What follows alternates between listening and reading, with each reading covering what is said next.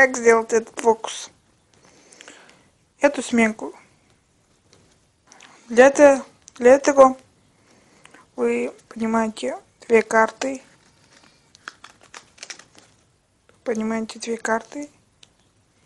И кладете в середину колоды. Вот таким вот образом. Теперь верхнюю карту движете вверх, чтобы она держалась вот в таком вот положении. И указательным пальцем просто пятерку, движа руками, засовываете внутрь колоды.